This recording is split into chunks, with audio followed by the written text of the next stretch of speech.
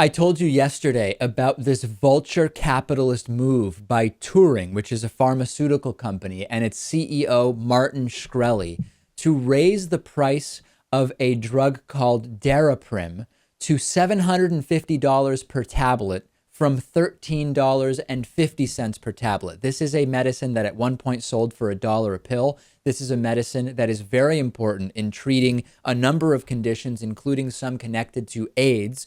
And a 5,500% price increase was justified by Martin Shkreli on CNBC and on other media outlets as necessary in order to fund research into a better version of this drug. Well, that price increase, Lewis, has been canceled. The latest news is that they have agreed to lower the price of Daraprim to a point that it is more affordable and that will still allow the company to make a profit, albeit a very small profit. We don't yet know, Lewis, what the final cost would be. It could still represent a 2,000% price increase, which would be a big drop from the 5,500% price increase. I guess it would technically be more affordable, although still wholly inaffordable for many people. But I guess we can still be happy that the public outrage and pressure has made the price decrease somewhat, even if we don't yet know exactly what the new price will be. Yeah, it's even if it drops off $5, it's still better than before. But I think you can still expect this to be outrageously expensive. If you watch interviews with Shkreli, it's clear that he's a scumbag. He kind of reminds me of Scott Walker in some ways. Why would a former hedge fund manager, go into pharmaceuticals? Because he thought it would be incredibly profitable. That's why. And it is incredibly profitable for so many companies. And earlier in the day, PH Arma, I don't know how it's pronounced, it's PHRMA, it's the pharmaceutical industry's main lobbying group.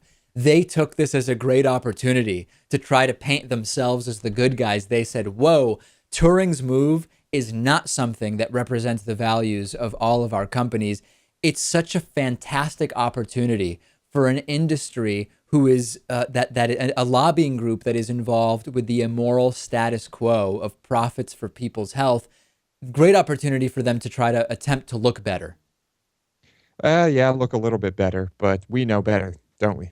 I really hope that this debacle will bring to light other pharmaceutical issues that really deserve attention. Because anytime we talk about a company raising the prices of a drug that is a really important drug, there are many companies releasing unnecessary drugs with huge price tags. They go to market by doing clinical trials that show their marginal superiority to placebos. They never talk about whether they're actually better than existing treatments. And people really need to be aware that when you see those commercials, Lewis, the commercials that say, oh, 50% more effective than a placebo, you need to think critically about that and think about it on two fronts. Number one, the placebo might be 2% effective and the new drug might be 3% effective. That accurately allows them to say, this is 50% more effective than the placebo,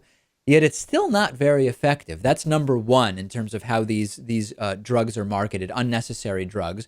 And number two, those commercials often don't compare the effectiveness of the new drug to the drugs already available. And this is a marketing game. So many of these drugs, Lewis, are sold based on spending more marketing dollars. And then another trick that is often used, we've talked about the patent issue that we have within the pharmaceutical world that allows profits to be driven up, prices to be driven up, is pharmaceutical companies making minor improvements to existing drugs to extend the patent. So a good example is Ambien, a sleep medication, made into Ambien. I don't remember if it's controlled release or extended release, and it's a capsule, a gel cap that will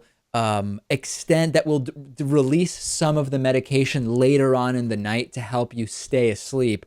Unclear whether there's any benefit whatsoever to that. If there is, it's marginal at best, but it allows the patent to be extended. Oh, I've taken the regular Ambien, and believe me, it keeps you asleep all night, Dave.